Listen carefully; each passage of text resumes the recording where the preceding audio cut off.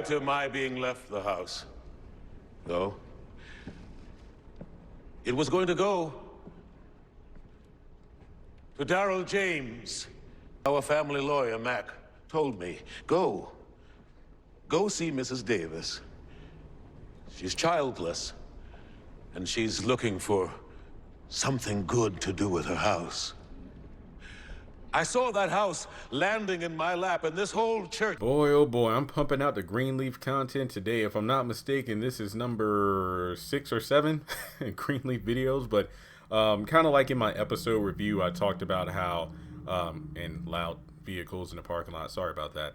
Like the video, subscribe, hit the bell notification, and select all. That way you're notified whenever I post content to the channel. And follow me on social media. Links are in the description. Bishop got in front of everyone and basically told the whole story about his own shortcomings, basically neglecting to address sins as he's committing them, only because he just continued to be more and more successful. So basically what he was saying was, you know, after finding out, and props to Bishop, because as soon as he was told by Grace about how Darrell James is actually the son of Mrs. Davis, he called for Tara and Rochelle to come over immediately in order to make things right. But even if the house and everything was given to them, I mean, well, to Rochelle anyway, it wouldn't be enough. So the truth was revealed when Mac told Bishop to go see Miss Davis, because apparently she had, you know, the big house and everything to give away, and she wanted to do something good with it. But obviously with Darrell dead, you know, what would she do? So Bishop met with Mrs. Davis after Mac suggested it, and basically, I guess you could say made a sales pitch. I guess that's the easiest way to do it. You know, now here's what I would do with the church. My voice can't really do a Keith David because of the fact that I've recorded so many videos before this one, so bear with me. So what we can do, I can take this house and use it as collateral to get a loan from the bank and rebuild that church and make it such a beacon to the community. And obviously that probably worked, and that's why he got the house and, you know, everything in the second will. You know, technically the first will, because he didn't even know about the first. Well, technically the first will to Bishop, because he didn't know about the OG will to Darrell.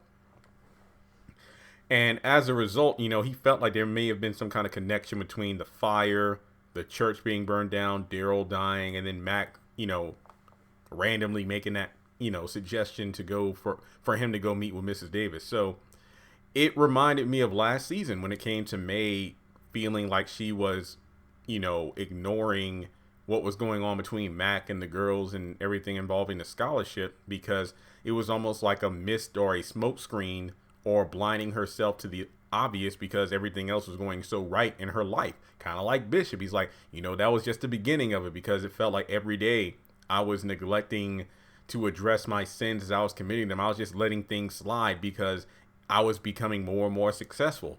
And as a result, you know, I wanted to teach you all that with God, you can accomplish and achieve anything. But all I did was show you that without God, you can do nothing. You can't do anything. And then Carden jumps up saying that, no, Bishop, you taught us way more than that. So, and everybody kind of backed him up. So basically, Darrell James was killed in the fire, but Bishop had nothing to do with it. The real thing that he's sinful for is neglecting to, you know, hey, you know what? This seems kind of suspicious. Now I don't really understand what's going on, but he just saw, it's like he saw, basically Bishop was more focused on seeing the opportunity of what he could do with Mrs. Davis's property versus seeing the connections of, Darrell, the fire, the church, and then Mac. Yeah, so that's really what he was guilty of. And thankfully, it was enough for Rochelle to finally back off because she got what she wanted. So with that being said, what do you think about Bishop's, you know, sins that he confessed to the rest of the congregation? I just love the fact that it was so well received, and the fact that, you know, would you say he and Bob are no better than each other in how they do things? I mean, obviously, you know, Bishop was misguiding an entire congregation, whereas Bob Whitmore had screwed over dang near 300 families with defaulted loans to get their property. So, man, I mean, both Bob and Bishop are ambitious people. Maybe I'll do a video kind of comparing the two. That might be fun. I'll probably do it either after the finale or during the week. I don't want to, strain my voice, but that's an interesting comparison. I mean, both are driven men.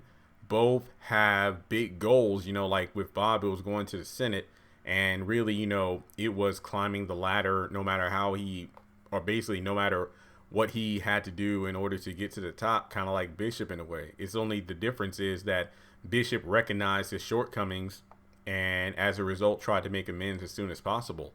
And as a result told Bob his days were numbered, and well, apparently Bishop didn't check on how many days were left on his life, and that's what happened to him. If only he had gotten that physical. But with that being said, let me know your thoughts in the comment section below. If you would like to donate to the channel, feel free to do so on PayPal, Cash App, or join Patreon for as little as $1 a month. Thanks so much for tuning in, guys, and I'll talk to you all soon.